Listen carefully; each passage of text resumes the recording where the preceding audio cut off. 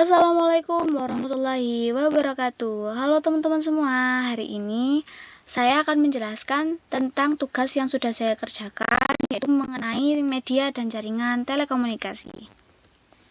Perkenalkan, nama saya Azizi Zunurisani Fardianti. Saya dari kelas 10 TKJ 3, nomor absen 7. Dan di sini saya menyelesaikan tugas tentang dasar-dasar program keahlian media dan jaringan telekomunikasi. Pembahasan yang akan saya presentasikan, yang pertama ada pengertian TCP atau IP, yang kedua yaitu pengertian OSI layer, yang ketiga lapisan OSI layer beserta fungsinya, yang keempat cara kerja IP address pada OSI layer, dan yang terakhir perbedaan antara TCP dan IP address. Nah, di sini untuk pengertian TCP atau IP atau biasa disebut juga dengan Transmission Control Protocol atau Internet Protocol adalah sekumpulan protokol komunikasi yang digunakan untuk menghubungkan perangkat di internet.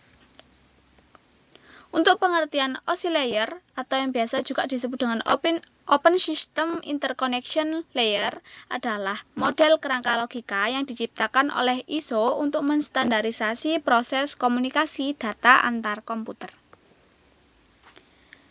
Di sini saya akan menjelaskan lapisan-lapisan apa aja sih yang ada di OSI layer.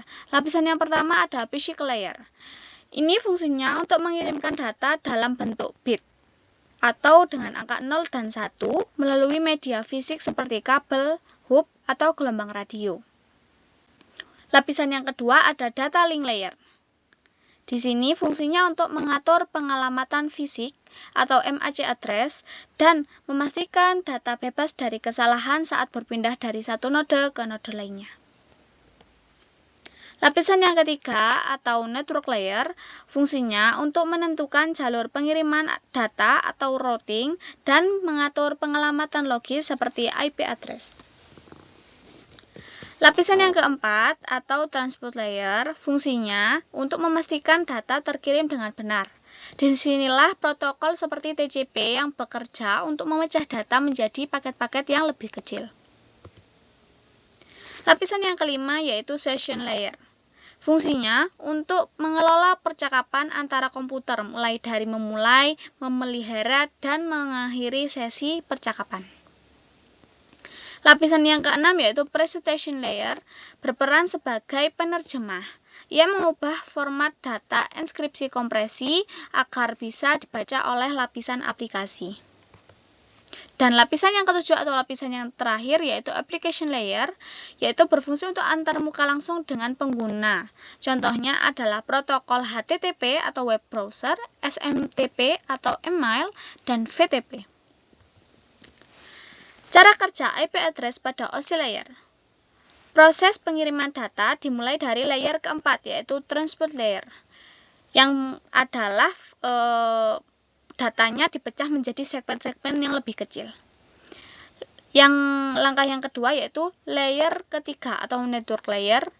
Ini adalah inti kerja IP address. Layer ini menerima segmen dan menambah header berisi IP address sumber atau source dan IP address tujuan atau destination.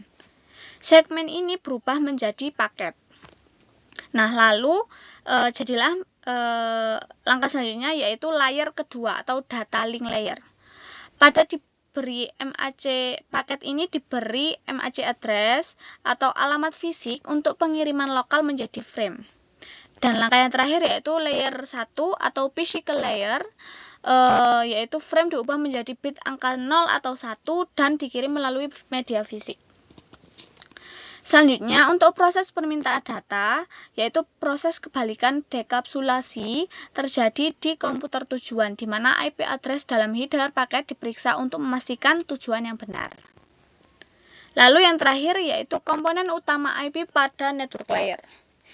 Komponen yang pertama yaitu addressing atau memberikan identitas logis untuk perangkat. Identitasnya juga unik dan logis. Dan yang kedua ada routing. Itu untuk menentukan rute terbaik antar jaringan menggunakan perangkat router. Di sini saya akan menjelaskan tentang perbedaan antara TCP dan IP address. Apa sih perbedaannya TCP dan IP address itu? TCP itu adalah merupakan prosedur yang menentukan bagaimana data dikirim. TCP juga bertugas untuk memecah data, memastikan tidak ada yang hilang, dan menyusun kembali dengan rapi data tersebut. Sedangkan kalau IP address merupakan alamat yang menentukan kemana datanya harus pergi. IP address adalah alamat digital perangkat agar bisa ditemukan di jaringan. Mungkin cukup sekian dari saya presentasi kali ini. Kurang lebihnya mohon maaf apabila ada salah kata maupun perbuatan. Saya akhiri. Wassalamualaikum warahmatullahi wabarakatuh. See you next time.